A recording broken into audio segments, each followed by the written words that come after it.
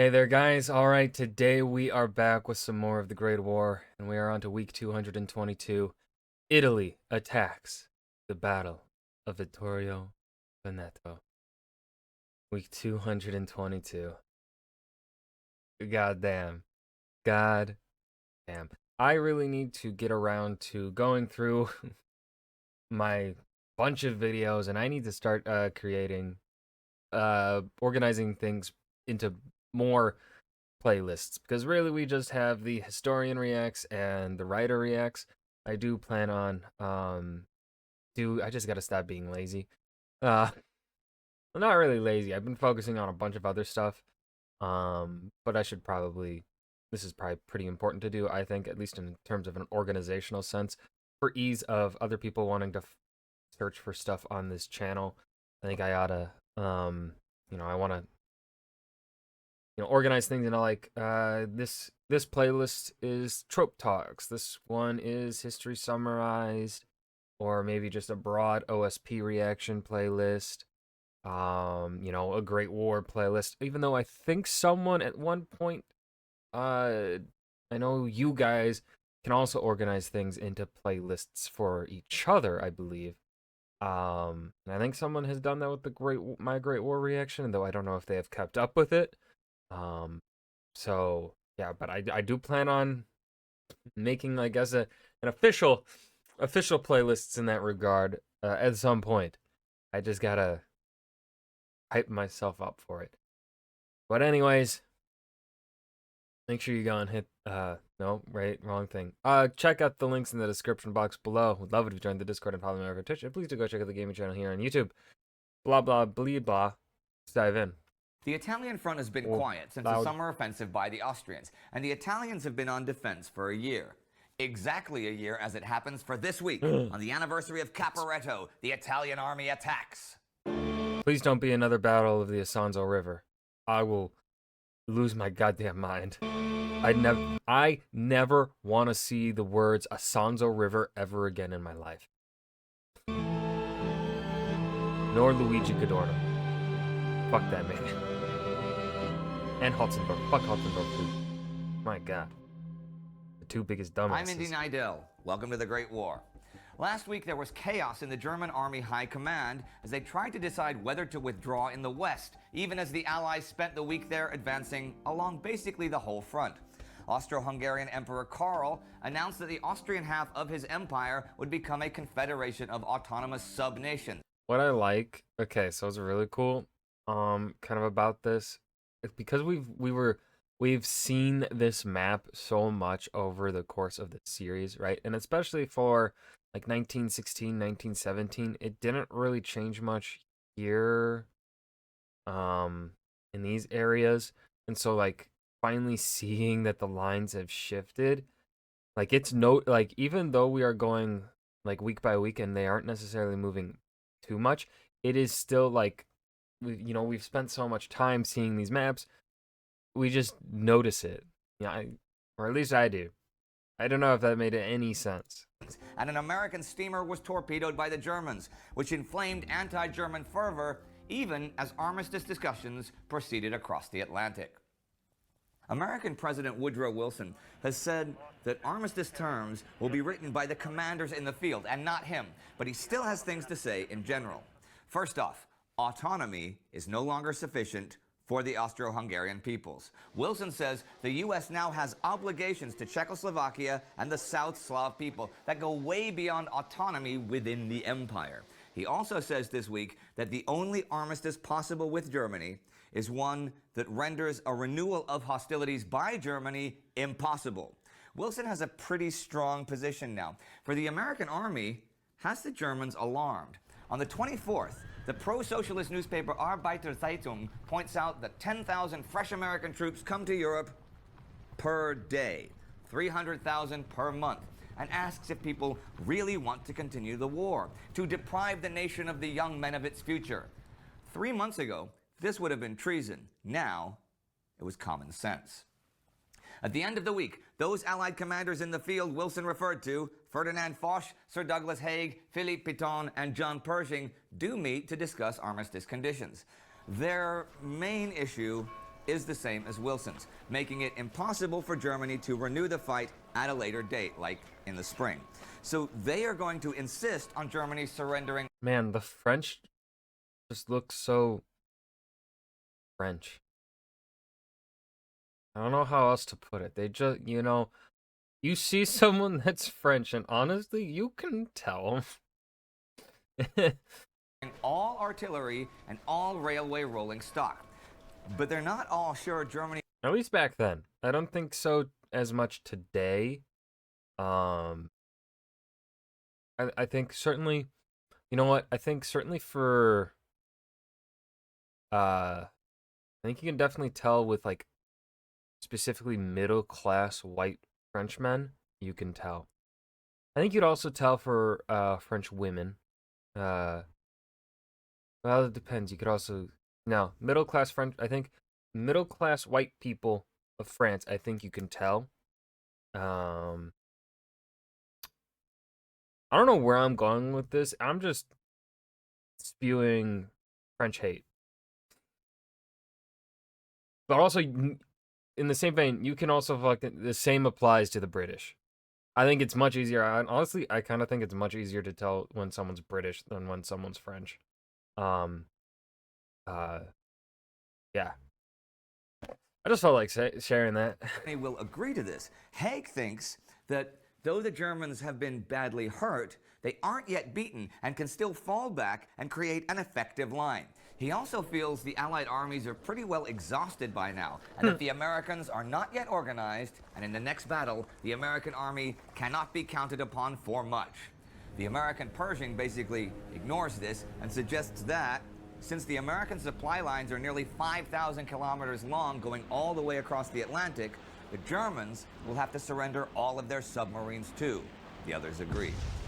Foch disagrees with Haig, though, about the Germans and says that they are not just an army that has been beaten every day for 3 months. They are an army that is physically, morally, and thoroughly beaten.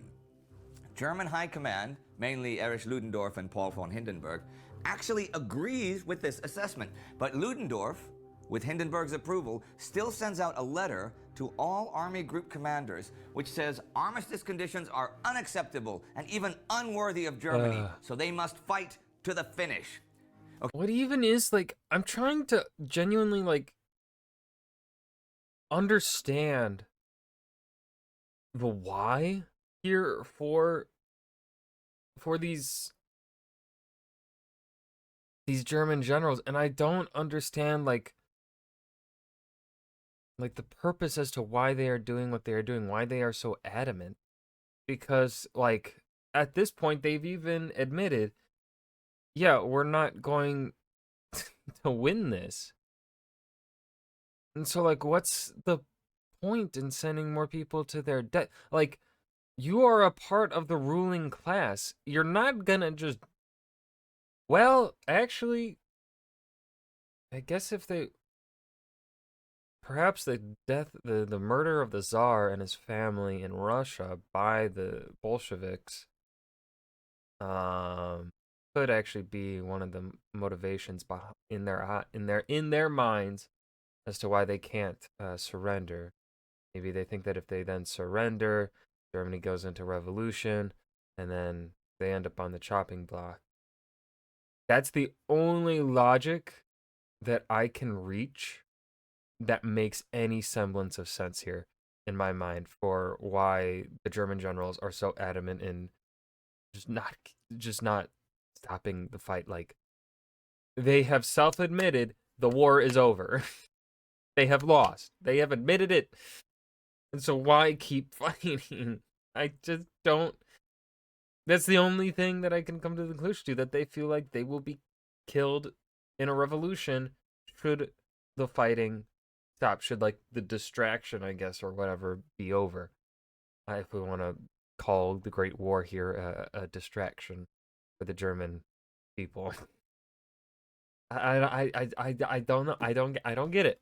Okay, this was withdrawn after the first protest, but not before a telegraph operator sends its text to the Reichstag members of his party, the Independent Socialist Party. On the 25th, the German newspapers publish the telegram. German Chancellor Prince Max von Baden is outraged and goes to the Kaiser demanding Ludendorff's resignation or his government would resign. Ludendorff meets the Kaiser and says, if the people at home support us, we can fight for months. Oh my God. The Kaiser, though, is royally outraged that Ludendorff telegraphed the troops directly and without consulting him. And Ludendorff, now realizing that even if the war continues, he will not be allowed to run it anymore, resigns. That happens tomorrow, actually, okay? One day in the future. Hindenburg, Army Chief of Staff, also offers his resignation, but the Kaiser refuses. For the remainder of his life, Ludendorff will see Hindenburg's obedience that day as a terrible betrayal. Ludendorff's resignation is announced in Berlin movie houses and audiences cheer. In fact, Germany is now too dangerous for him. He will slip away in disguise and head for Sweden. He is So I guess maybe my my guess there just a couple minutes ago actually may not be too far off. Huh. Huh. Okay. All right.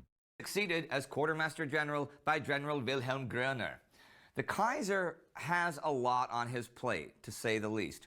Earlier this week, on the 22nd, to help quiet political unrest, which is starting to get seriously out of hand, he agreed to a general amnesty of political prisoners. Karl Liebknecht, a leader of the revolutionary communist organization the Spartacists, is released.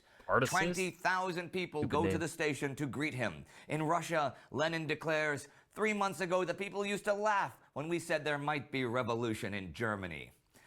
And as for the action on the war's battlefields this week, in the west, on the 19th, the Belgians occupy Zeebrugge and storm Bruges. By the next day, the entire Belgian coast is in Allied hands. Damn. There is a British-American advance between Oise and Le Cateau. The French and Czechoslovak Legion push the enemy back on the River Serre, and the 25th marks the... You know, this is really satisfying to see. Like, just an all-around general progress here. It's satisfying. End of the Battle of the Selle. That battle may have ended, but a new one was just beginning on the Italian front. At 7:15 a.m. on the 24th, what would become known as the Battle of Vittorio Veneto begins, with a 1,400-gun bombardment of the Austro-Hungarian positions on Monte Grappa in the mist and rain, followed by an assault by the Italian Fourth Army. The Austrians have 9 divisions of defense against 7 attacking, and ferocious fighting continues to the end of the week, with nearly no gains for the Italians. On the Piave River, the British fight for Papadopoli Island. They take it, but rains and flooding prevent any further advance for the time being. Martin Gilbert quotes a chaplain talking about the British troops here who are used to the Western Front. The novelty of the enterprise helped considerably to relieve the tension. There was something hideous and inhuman about a trench attack in France. The mud, the duckboards, the dead horses one passed on the way up, the sickening bark and roar of the guns. On this occasion, however, the situation was quite different. The guns were all silent. The avenues of trees were all decked in the glories of their autumn foliage. Above all, the element of adventure, which was involved in the passage of the river, combined to free the men from the load of oppression which even the stoutest heart had felt a year ago on Passchendaele Ridge. But the enemy's morale and will to fight was wavering. In fact, on the 24th, the Hungarian government calls on Hungarian units to go home, and they refuse to go into battle on the Ajago. They are allowed to go home, and they do so within a day. And this news spreads like wildfire to the rest of the Austrian army. In Hungary, on the 25th, Count Mikel Karolyi, Hungarian nationalist leader, sets up a Hungarian National Council in Budapest. This is a prelude to a formal separation of Austria and Hungary. And here are some rather long notes to end the week. This week on the 19th, all German submarines are ordered to return to their home bases. And on the 22nd, the German government agrees to renounce unrestricted submarine warfare. But once the German U-boats are recalled, and since the German Navy has no need of an armistice since it's under no threat at all, German Naval Chief of Staff Reinhard Scheer orders Franz von Hipper, commander of the High Seas Fleet, to prepare for an all-out attack on the British Grand Fleet using the battle fleet and all of the now available U-boats. So Hitler puts together the order on the 24th, but it has not yet been approved as the week ends. We've seen tank-on-tank battles, but the first recorded battle, the first that I'm aware of, between armored cars happens this week on the Palestine front on the 22nd, north of Hama. One German armored car and a bunch of trucks armed with machine guns encounter the 1st Australian Light Car Patrol. That patrol is 12 armored Rolls-Royces with Vickers guns and 12 Model Ts with Lewis guns. The Germans are outnumbered and try to flee, but they are run down and captured. The occupants of the German armored car are killed as they flee their vehicle during the chase. It turns out their armor was not stopping bullets and is something of a death trap. The Spanish flu has been raging for months, but the second wave, far more deadly, had arrived and was in full force in October 1918 among the armies. David Stevenson gives October case numbers as 39,000 for the Americans, 14,000 for the British, as many as 75,000 for the French. Damn. And no numbers for the Germans. This speaks volumes about the state of the German army that there are no statistics. Death from the flu came in days, in some cases just hours. For the war as a whole, 43,000 American servicemen will die of the flu. That's not a whole lot less than the number that die in actual combat. There are theories that claim the flu hit first and hit harder among the Central Powers armies, and this contributed to their breakdown this fall. Neither I nor anyone can confirm or deny that at this point, though. But that brings us to the end of the week. A new Italian offensive, a continuing general one in the west, Hungarian soldiers leaving the fight, Lenin hoping for German revolution, the Kaiser trying to quell it before it starts, and firing his military leader, outrage in the German government, demands from the American one, and Allied high command trying to agree on armistice terms. Because the writing's on the wall, right? And everyone kind of knows it. Foch and Company, Ludendorff, the Kaiser, the German army, even the German Navy knows it. That includes Scheer and von Hipper, who are still just about to order that Navy into a fight to the finish with the British Navy. And why? Well, even if you lose, you got to make a statement, right? Yeah. And if everybody dies, well, at least it was courageous, and after all, it's only men. If you'd like to learn more about the Battle of Vittorio Veneto, we went to a local museum there that is also dedicated to the Central Powers occupation beforehand. You can click right here to watch. Now as Italy attacks. The Battle of Vittorio Veneto. The Great War, Week 222. Really coming down to the end here. I hope you guys enjoyed this episode. Remember to hit that like button and subscribe for more. I will see you guys in the next video. Peace.